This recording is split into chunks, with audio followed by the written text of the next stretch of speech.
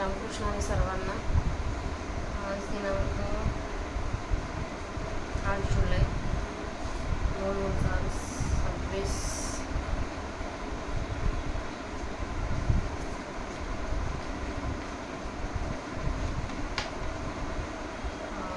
वार आहे बुधवार.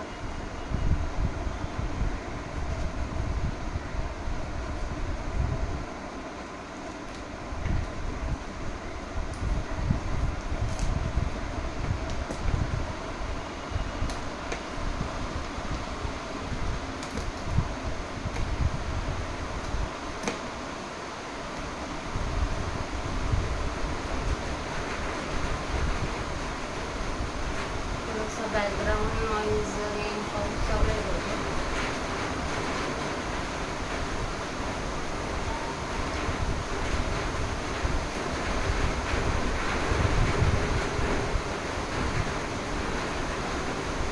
मम्मीच्या सेवेला सुरुवात करूया.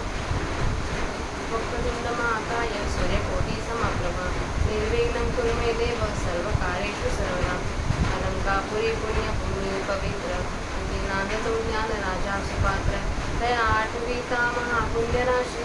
नमस्कार मागस्थ सद्गुरु ज्ञानेश्वराशी.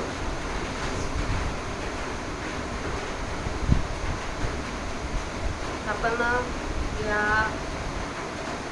काल जी मौनीची सेवा केली त्याच्यामध्ये आपण 259 ओव्यांचं वाचन केलं होतं. आता आपण तिथून पुढच्या 50 किंवा त्याच्यापेक्षा थोड्या जास्त ओव्या आधीच वाचूया. कर्मणासु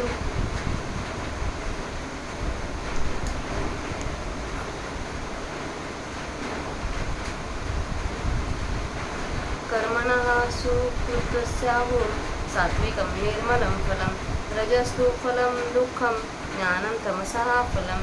येण्याची पै कारणे जे निपजे सत्वगुणी ते सुकृत ऐसे म्हणे श्रोत सम. म्हणून तया निर्मळा सुखज्ञानी सरळा अपूर्वये फळा सात्विकते. मग राजसा जी आक्रिया तया इंद्रावनी पिकलिया जे सुखे चितारुण्या फळती दुःखे. का निंबोळी येचे पीक वरी गोड आत विख तैसे ते राजस देख क्रियाफळ. तामस कर्म जितुके अज्ञान फळीची पिके विषांकुर विखे जिया परी.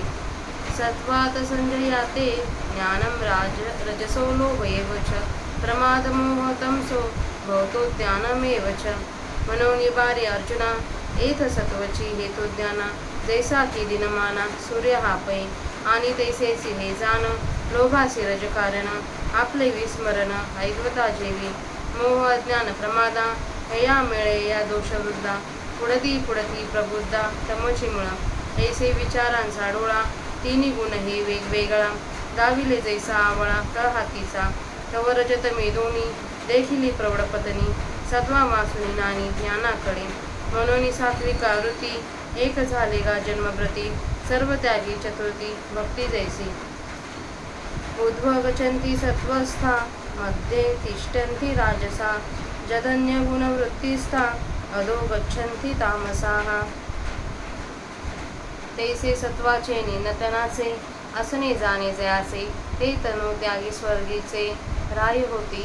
याची परिरजे जीही काजीजे मरिजे तीही मनुष्य होईजे मृत्यू लोकी. तेथ सुख दुःखाचे खिचडे जे विजे एकचे ताटे जे तैये मरण वाटे पडिली नुठी. आणि तयाची स्थिती दमी जे वाढून निमती भोगक्षमी ते घेती नरकभूमी मूळपत्र. एवं वस्तूची या सत्ता त्रिगुणासी पंडसुता दाविली सकारणता आघवेची. पै वस्तू वस्तुत्वे असे गे ते आपण पे गुणा सारिगे देखोनी कार्य विषयके अनुकरेगा. जैसे का स्वप्नीचे निराजे जे परचक्र देखिजे ते हारिजे त होईजे आपणाची. तैसे मध्योर्ध हे जे गुणावृत्ती भेद दृष्टी वाचुने शुद्ध वस्तूची असे. नान्यं गुणेभ्यः कर्तारं यदा द्रष्टानुपश्यति गुणैर्वीक्ष्य परं वेत्ति मदभावं सोऽधिगच्छति. परी हे वाहनी असो तरी आनन दिसो परीसे सांगत असो मागील गोठी. तरी ऐसे निज निजे सामर्थ्यते निसहजे कोटी देह व्याजे गुण चिहे इंधनाचे नि आकारे अग्नी जैसा अवतरे का अवघे तरुवरे भूमी रस नाना दहियाचे नेमिसे परी न मेदूदची जैसे का मूर्त होयवसे गोडी जेवी तैसे हे सात करण देहीची होती त्रिगुण म्हणून बंधा कारण घडे केला परी सोज हे धनुर्धरा जे एवढे गुंफिरा मोक्षाचा संसारा उना नोहे गुणा आपला आपुला लेणी धर्मे देहीची मागुत सावमे चाळीताही न खोमे गोनाती दादा ऐसी मुक्ती असे सहज ते आता परसव तुझ जे तू ज्ञानांबुज विरे खोके आणि गुणी गुण जोगे चैतन्य नोहे मागे बोलिलो ते खागे देवेचे हे तरी पांथा जयैसे बोध लेणीचे वेदिसे स्वप्न का जैसे चेई लेणी ना तरी आपण जळी बिंबलो फिरवणी निहाळी शळन होता कल्लोळी अनेकदा का नटले लाघवे नटू जैसा न जगवे तैसा गुण जात देखावे न होनिया पै ऋतुत्रय आकाशे धरून आई जैसे नेद जेची व्यवसे वेगळेपणा तैसे गुणी गुणा परवते जे आपण पे असे आईते ती हे अहम वैसे अहंदे मूळ खेचिये तै तेथुनी मग पाहता मने साक्षी मी अकर्ता हे गुणची क्रिया जाता नियोजना सत्वरज तमांसा भेदी पसरू कर्माचा होत असे तो गुणांचा विकारू हा येया माझी मी ऐसा वनिगा वसंतो जैसा वनलक्ष्मी विलासा हेतुभूत का तारांगणी लोपावे सूर्यकांती उद्दीपावे कमळी विकासावे जावे तमे ये कोणाची काळजी कही सविता जैसा नाही तैसा कामी देही सत्ता रूप मी दावनी गुण देखे गुणता हे मी आपोखे याचे निषेखे मुरे ते मी ऐसे निविवेके जया उदोय धनंजया ए गुणाती तत्वतया अर्धपंथे गुणाने ताननतीत्य तृण देही देह समुद्भावान भवान जन्म मृत्यू जरा दुःखर वीर्य मोक्तोर्मृतमश्नुते आता निर्गुण असे अनिक ते तो जाणी अचुक जे ज्ञाने केले टिक त्या शिवरी किंबहुना पंडिसुता ऐसा तो माझी सत्ता पावी जैसे सरिता सिंधुत्वगा नळिकेवरून उठला जैसा शूप शाखे बैसला तैसा मूळ अहंते वेढीला तो म्हणून या अगा अज्ञानाची अनिदा जो घोरत होता बदबदा तो स्वस्वरूप प्रबुद्धा चेई लागे पै बुद्धिभेदाचा आरिसा तया हातून पडिला विरेशा म्हणून प्रतिमुख भासा मुखनातो देहाभिमानाचा वारा आता वाजो ठेला विरा तै अख्य विचे सागरा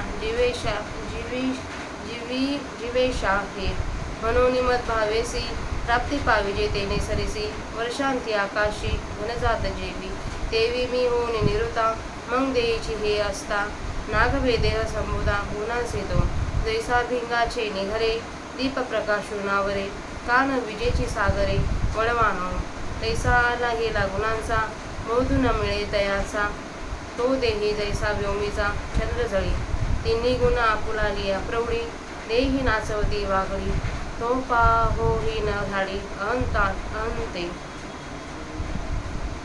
हाठाईवरी निहटोने ठेला अंतरी आता काय वरते शरीरी काही नेणे सांडूने आगीची होळी सरपरी गेली घाली या पातळी ते त्वचा कोण सांभाळी तैसे झाले का सौरभ्य जळणू जैसा अमादू मिळवणी जाय आकाशा माघारा कमळ कोशा नयेच येतो पै स्वरूप समरसे त्याही गा झाले तैसे ते किंधर्म हे कैसे नेनू देहे म्हणून जन्म जरा मरण इत्यादी जे साई गुण ते देहेचे ठेले कारण नाही तया घटाची आखा परिया घटभंगी फेडली या महदाकाश अपैसया झालेच असे तैसे देह बुद्धी जाई जे आपण अवठा होय ते आन काही आहे ते वाचुनी येणे थोर बोधले पणे त्या सिगा देही असणे म्हणून तो मी म्हणे गुणातीत तया देवाची या बोला पार्थो अति सुखावला मेघे संबोखिला मोरू जैसा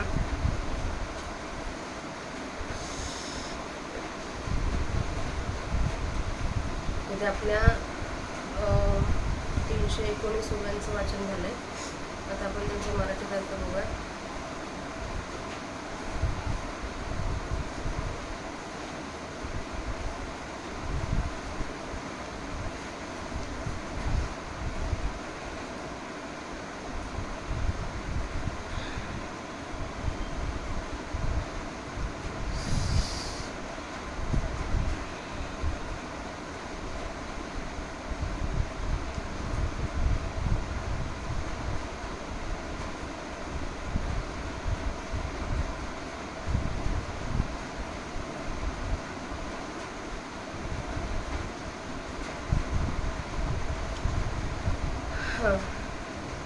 सुकृताचे म्हणजे सात्विक कर्माचे सत्वप्रधान निर्मल फळ मिळते. राजस कर्माचे फळ दुःख आणि तामस कर्माचे फळ अज्ञान असते असे ज्ञाते सांगतात. या कारणाकरिता जे सत्वगुणापासून उत्पन्न होते ते पुण्यकर्म असे श्रुतीचे संकेत सुचवितो. म्हणून त्या निर्मळ सुकृताला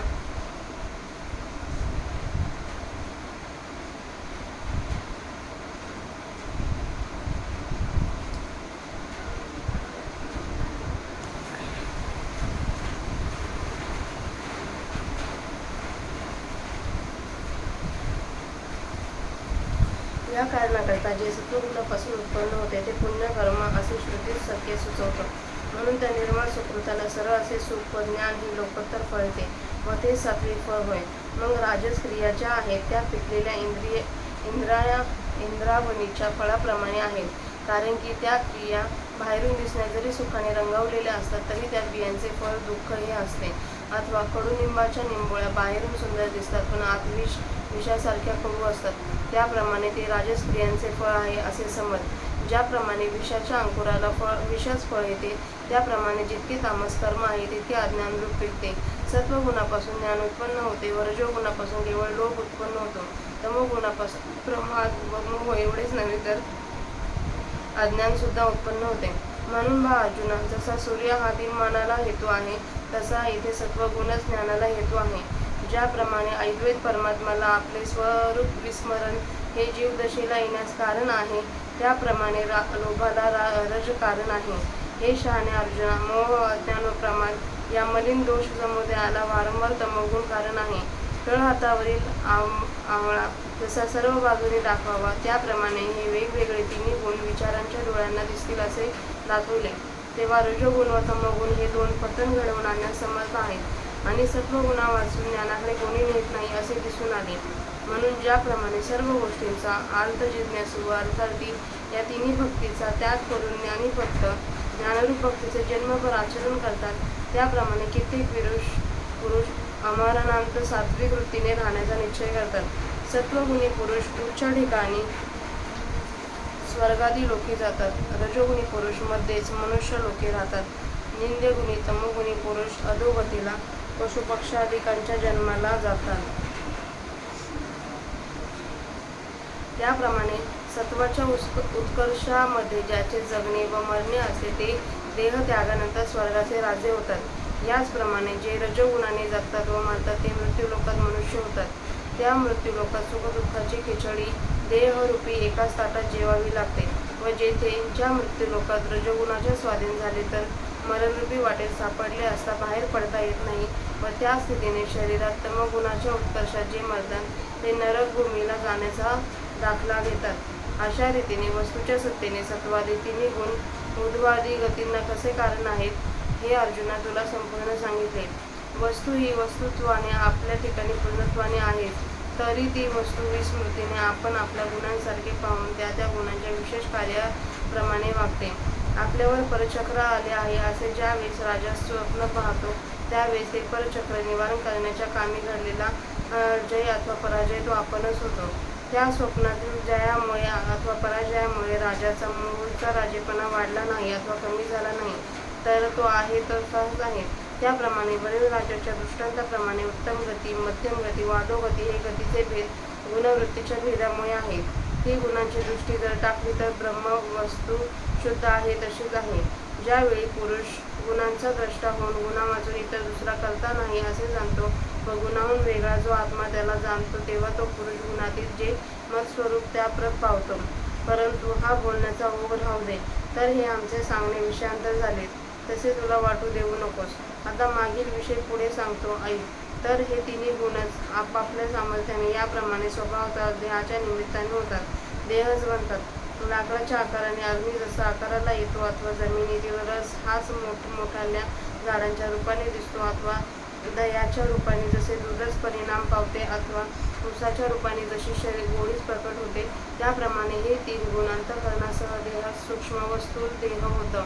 म्हणून खरोखर जीवाच्या बंधाला कारण घडते. परंतु अर्जुना, आश्चर्य हे आहे की एवढे बंधन जीवास असताही जीवाच्या मुक्त स्थितीला कमीपणा येत नाही. तिन्ही गुण आपापल्या धर्माप्रमाणे देहाच्या मागे व पुढे हालचाल करीत असताही आत्म्याच्या गुणातीतपणास धक्का लागत नाही. अशी आत्म्याची स्वभावतः मुक्त स्थिती आहे. ती आता तुला ऐकवतो. कारण तू ज्ञानरूपी कमळाचा भ्रमरभुक्त आहेस आणि चैतन्य हे गुणात असून गुणांस वश होणारे नसते. ही जी मागे अध्याय 13 श्लोक 23 मध्ये तुला गोष्ट सांगितली तशीच ही गोष्ट आहे. तरी अर्जुना, ज्या वेळेस अंतःकरणात समजूत पटून याप्रमाणे ज्ञानप्रीती होईल त्यावेळेला गुणादी हे सर्व मिथ्या भासेल. ज्याप्रमाणे जागे झाले असता स्वप्न नाहीसे होते अथवा लाटा हालता असता आपल्या प्रतिबिंबाचे अनेक तुकडे झालेले जसे काठावर उभे राहून एखादा मनुष्य पाहतो, आपण घेतलेल्या सोंगाने जसा नट फसला जात नाही त्याप्रमाणे गुण न होऊन साक्षीत्वाने सर्व गुण पाहावेत. अथवा आकाश हे तिन्ही ऋतूस आपल्या पोटामध्ये धारण करून आपल्या वेगळ्यापणाला जसा कमीपणा येऊ देत नाही त्याप्रमाणे गुणात असून जे गुणांच्या पलीकडे असते असा आपल्या ठिकाणी स्वतः सिद्ध आहे. त्या मूळच्या स्वरूप अहमपणावर ब्रह्मस्वरूप अहंतेवर जेव्हा अहंकार बसतो, देहांता जाऊन स्वरूप अहंता येते, तेव्हा तेथून स्वरूप अहंतेवरून पाहता असता तो असा म्हणतो की मी साक्षी व कर्ता असा आहे व सर्व कर्मांना हे गुणच कारण आहेत. सत्व रजतमांच्या भेदाप्रमाणे कर्माचा विस्तार होत आहे, तो हा गुणांचा विकार आहे. वनामध्ये जसा वसंत ऋतू वनशोभेच्या विलासाला कारणीभूत असतो तसा मी या गुणांच्या विकारामध्ये साक्षी असा कारणीभूत आहे. अथवा ताऱ्यांचे समुदायाने लोपावे, सूर्यकांत मनाने अग्नी उत्पन्न करावा, सूर्यविकासे कमलाने विकासावे व अंधाराने नाहीसे व्हावे. यापैकी कोणाच्याही कार्यामध्ये सूर्य जसा केव्हाही कोणाचा कारण होत नाही त्याप्रमाणे या देहात मी क्रियारहित केवळ साक्षीत्वाने अधिष्ठान होऊन राहिलो आहे. मी गुणांचे प्रकाशन करून परत गुणास पाहतो. गुणांच्या ठिकाणी असणारा गुणपणा माझ्याकडून पोचला जातो व गुणांचा निराश झाल्यावर जे होते ते मी आहे. अर्जुना, अशा या विचाराचा ज्याच्या ठिकाणी उदय होतो त्यास गुणातीतपणाचा उच्च स्थानाच्या मार्गाने प्राप्त होतो. देहाला कारण असणाऱ्या या 3 गुणांच्या पलीकडे जाऊन जन्म, मृत्यू, म्हातारपण इत्यादी दुःखे यातून मुक्त होऊन तो देहात राहणारा देहात असून सुद्धा अमृतत्व मोक्ष पावतो. आता निर्गुण म्हणून जे आणखी आहे ते तू बिनचूक जाणतो, कारण की ज्ञानाने आपले राहण्याचे ठिकाण त्याच्याच ठिकाणी केले आहे. फार काही सांगावे अर्जुना, जशी नदी समुद्रपणाला पावते त्याप्रमाणे असा तो पुरुष माझी सत्ता पावतो.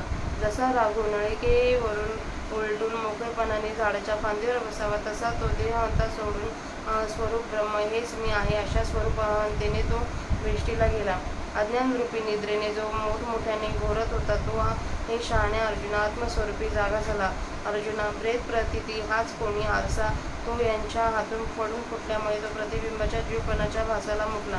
हे वीरा, आता या पुरुषाच्या ठिकाणी देहांकार रूप वारा वाहण्याचा बंद झाल्यामुळे लाटांचे जसे समुद्राशी ऐक्य होते त्याप्रमाणे त्याच्या ठिकाणी जीवांचे ईशाशी ऐक्य होते.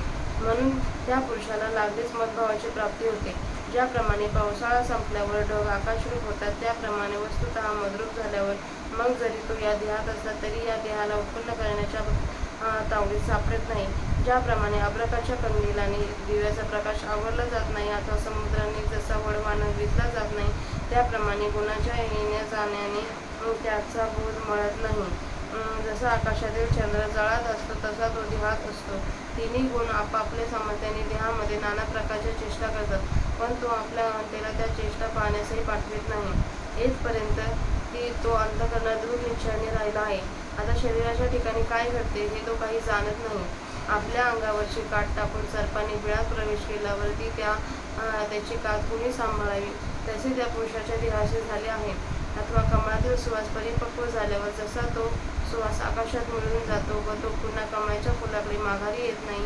अर्जुना, ब्रह्माशी ऐक्य पावल्यामुळे त्या पुरुषाचीही तशी स्थिती झाली आहे. अशा स्थितीत देहाचे धर्म काय आहेत व देह कसा आहे हे तो जाणत नाही. म्हणून जन्म, म्हातारपण आणि मरण इत्यादी देहाचे जे 6 गुण ते त्याच्या देहाच्या ठिकाणीच राहिले. त्याच्याशी काही एक संबंध राहिला नाही. घट फुटल्यावर व घटाच्या खापऱ्या फेकून दिल्यावर ते घटाकाश आपोआप महाकाश होते. त्याप्रमाणे देह बुद्धी गेल्यावर ज्या वेळेने आपल्या आत्मस्वरूपाचे स्मरण होते तेव्हा आत्मस्वरूपासून दुसरे काही आहे काय अशा थोर ज्ञानसंपत्तीने युक्त असे जसे देहामध्ये राहणे असते. म्हणून मी त्याला गुणातीत असे म्हणतो. जसा मेघांच्या गर्जनेने लावलेला मूळ सुखावतो. त्याप्रमाणे या देवाच्या भाषणाने अर्जुन अतिशय संतुष्ट झाला. इथे आपल्या 319 रुपयांचा मराठीत अर्थ वाचून झालाय. झालेली माऊलींची सेवा माऊलींच्या समाधीवर अर्पण करूया आणि सेवेला स्वल्पविराम देऊया. रामकृष्ण सर्वांना.